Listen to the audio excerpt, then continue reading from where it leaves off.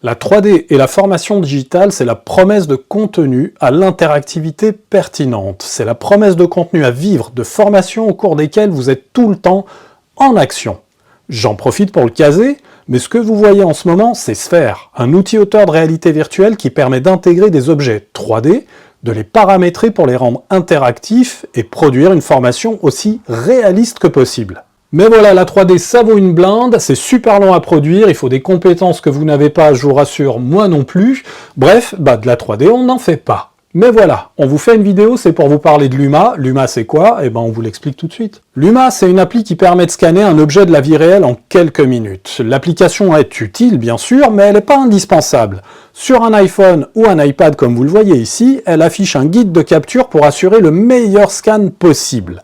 Si vous êtes sous Android, pas de chance, la capture se résumera à une vidéo au cours de laquelle vous allez avoir fait plusieurs fois le tour de votre objet en vous positionnant une fois au sommet, une fois au milieu et une fois au bas de ce même objet.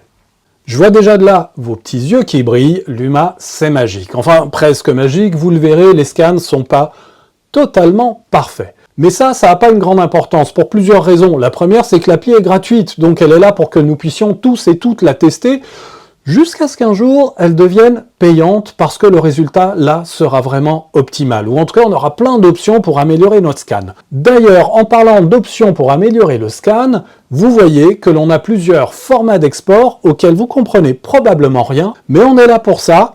Et si vous nous suivez, quel que soit le réseau social sur lequel cette vidéo va atterrir, normalement, la prochaine vous expliquera justement ce que sont que tous ces formats d'export et ce que l'on peut en faire. On revient à ce que vous avez vu en introduction de cette vidéo, l'utilisation de l'objet dans un outil auteur. Je ne sais plus si je vous l'ai dit, mais ce que vous voyez là, c'est Sphere, un outil auteur d'Immersive Learning. Sphere, souvenez-vous, Sphere.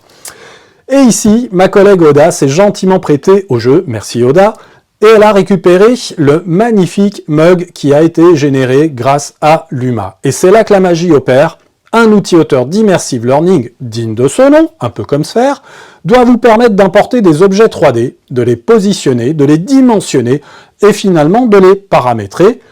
Pourquoi? Pour permettre à un apprenant de s'exercer comme il le ferait dans une salle de formation. On arrive pratiquement à la fin de cette vidéo. Vous avez vu une partie de ce que peut faire Luma, on vous en a réservé encore pour d'autres vidéos à venir. Vous avez vu ce que l'on peut faire avec ce que produit Luma. Et puis bien sûr, derrière tout ça, il y a un petit secret, ça s'appelle le NERF, le Neural Radiance Fields.